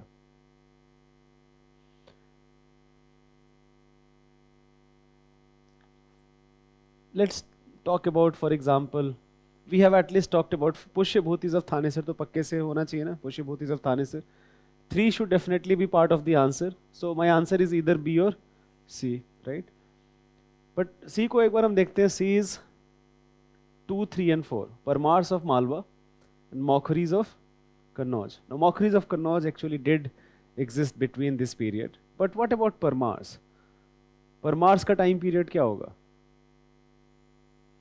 Parmars are one of the Rajput clans, one of the Rajput kingdoms, very important Rajput kingdoms by the way. But Parmars were very powerful in 10th century. not in 6th 7th century. Parmars did not exist in 6th 7th century. जो Parmar kingdom है that goes to about 9th 10th 11th century में they were very powerful. Similarly think about आप Yadavas of Devagiri तो आप आराम से eliminate कर सकते हो. जो यादवास ऑफ देवागिरी हैं they were defeated by first Alauddin Khilji, right? For example, one of the Yadava king, his daughter was married to Alauddin Khilji. And later जो देवागिरी रीजन है that actually became दौलताबाद जो मोहम्मद बिन तुगलक का कैपिटल था कुछ टाइम तक. Maitrikas of Pallavi, we have talked about this. The reason people got confused in this question is because of the first option, Guptas of Magad. But remember, we are not talking about Guptas as a Gupta empire now. We are talking about later Gupta ruler whose kingdom was now limited only to a very small part of North India, centered around Patliputra. So that did continue. Even with the decline of Gupta, the decline hai, that was a gradual phase of decline. So Guptas of Magad will be true. Parmars of Malwa you have to eliminate. So 1, 3, 4 and 6, that will be the correct answer. B is the correct answer.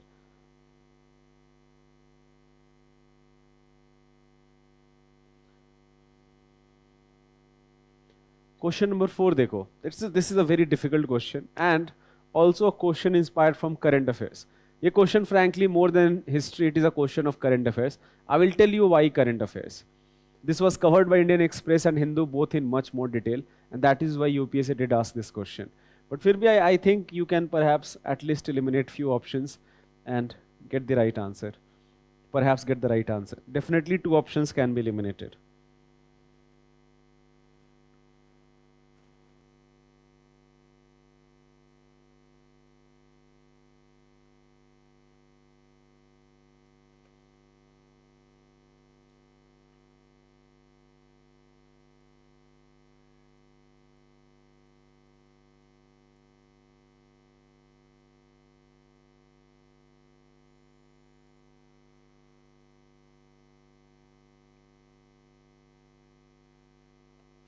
क्या होगा? If you can easily skip the question. Nobody is there will be few questions which you should skip. But if you have to attempt, what will you mark the correct answer? D, 3 only. Mitakshara was the civil law for upper caste, Daya Bhag was the civil law for lower caste. By looking at the option, I know that at least 1 or 2 statements are wrong and vice versa. 1 or 2 statements are correct. In the Mitakshara system, the sons can claim right to the property during the lifetime of father, whereas in Daya Bhag system, it is only after the death of father that the sons can claim right to property. The Mitakshara system deals with matters related to property held by male members only of a family, whereas Daya Bhag system deals with matters related to property held by both male and female members of a family.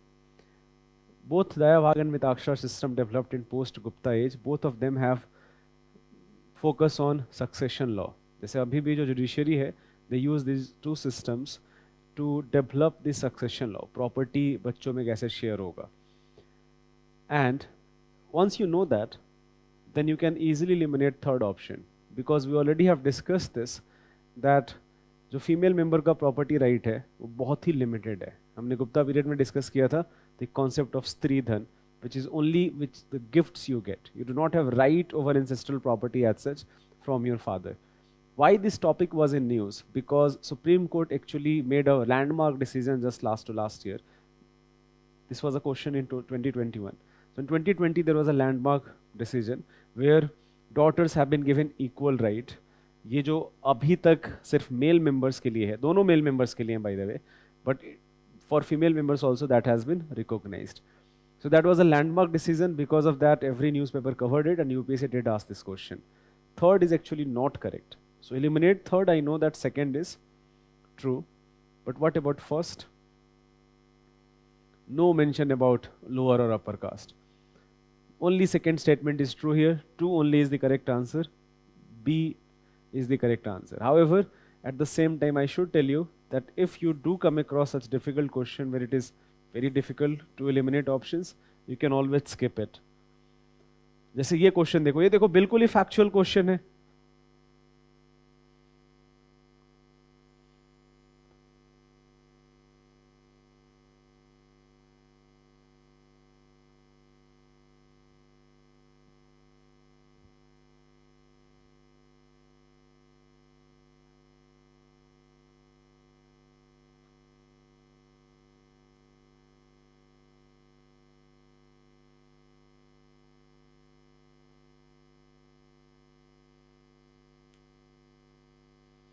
Why is Barzoham so famous? ये हमने class में discuss किया हुआ है. So, dead burial system is also a very important feature, that is true. बर्जोहम जो है time period क्या होगा सर, कहाँ पे है और टाइम पीरियड क्या होगा, किस टाइम की हम बात कर रहे हैं? Barzoham is a Neolithic site which is very famous for its pit dwelling culture. You do find lot of excavation of land. There is still a debate कि ये जो pit है इसका purpose क्या है. People initially thought that maybe people used to go there in winter, ये कश्मीर में, जम्मू कश्मीर में. Or now the most accepted theory is that these were actually food granaries. यहाँ पे food हम store करके रखते थे. So they are not famous for rocket shrines. They are famous for what we call pit dwelling culture. Eliminate first. I know that my answer is 3 तो पक्के से सही है. 2 के बारे में पता होना चाहिए. Which makes it a difficult question. So even if Barzoham is a very famous site, I'm surprised that you have forgotten about it. So 2 and 3 both are correct, by the way. जो Ganeshwar है, that is in Bengal, known for copper artifact from Chalcolithic age. And जो Chandraketugarh है, that is in Rajasthan, near Sikar district, and that is actually very famous for terracotta. But again, because of the second and third option and because the option arrangement, this becomes 50-50. If you do not have the specific information, then this becomes a very difficult question. जैसे ये question देखो,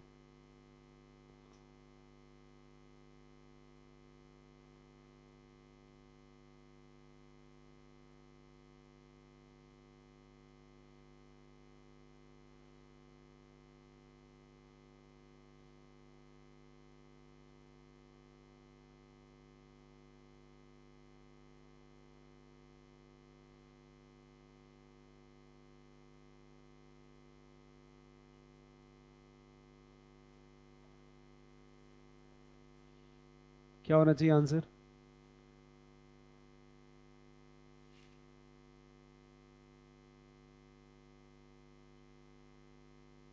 What should be the correct answer?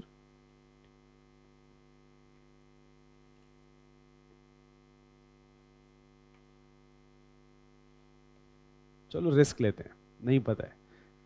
Risk लेके क्या mark करोगे आप?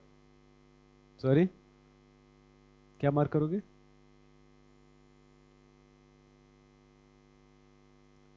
मोर responses.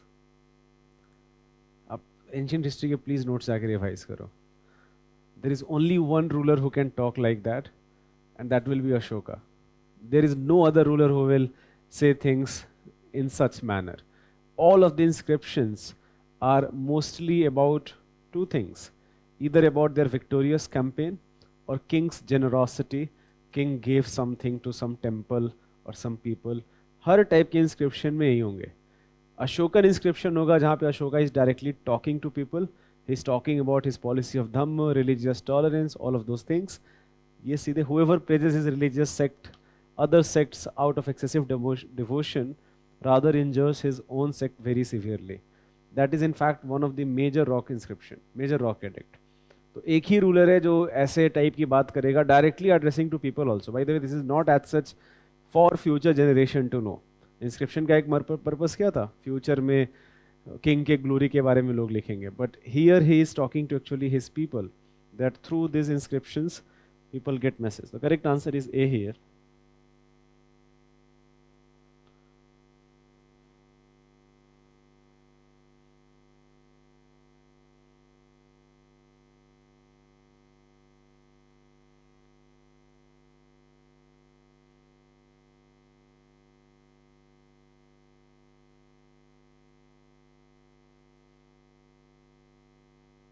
हाँ, ये तो कल ही के क्लास में डिस्कस किया था. चौल, कदुरा, घंटसाला, दिस वेर पोर्ट्स.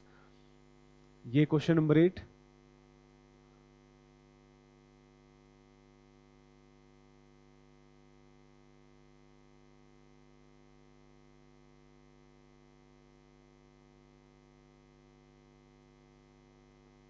सी या डी में? C is the correct answer. That is actually true. C is the correct answer. Desalpur तो पता होना चाहिए. Desalpur one of the southernmost sites है Indus Valley civilization का. जो सोहगौरा है, that is very famous for a copper plate inscription which goes to either Mauryan or pre-Mauryan period. So Sohagora is not a Indus Valley Civilization. Even though it is a very famous site, this site is very famous for a copper plate inscription, which is either Mauryan period or pre-Mauryan period. ये देखो question number 9.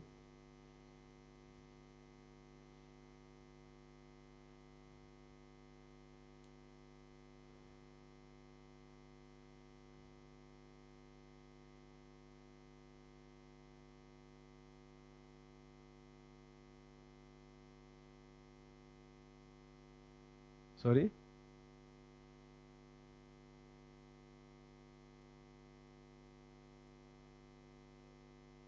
A, okay. Let's देखो ऐसे question में आपको eliminate करना होता है. Even though it is a question of ancient history, it was considered a source of income for the state, a sort of tax paid by the people.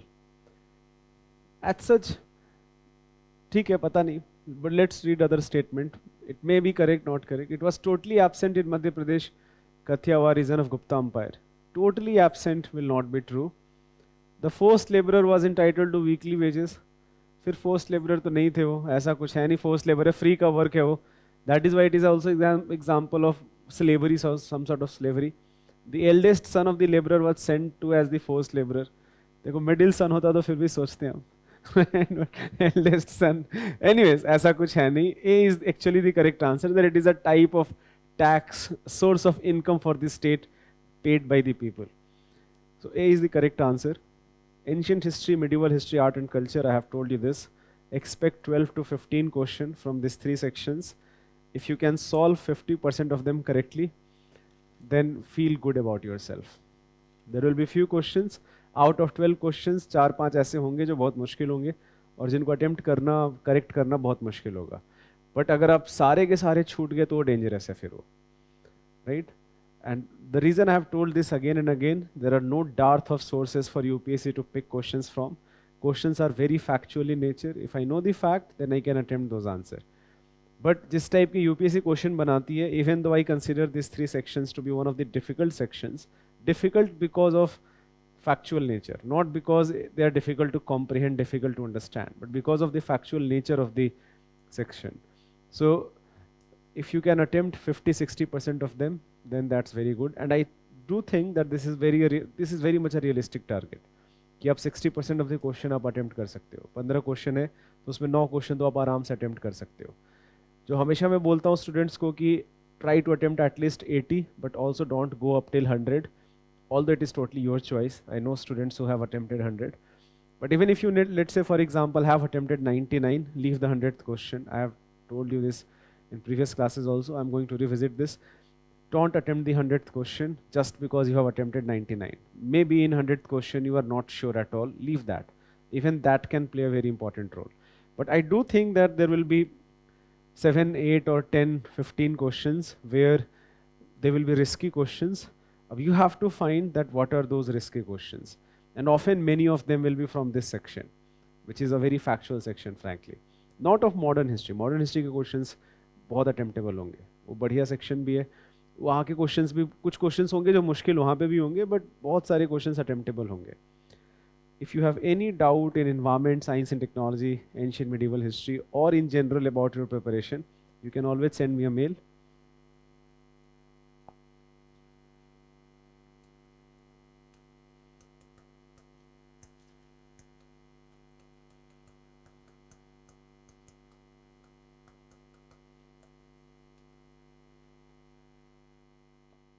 And all the best guys for preparation.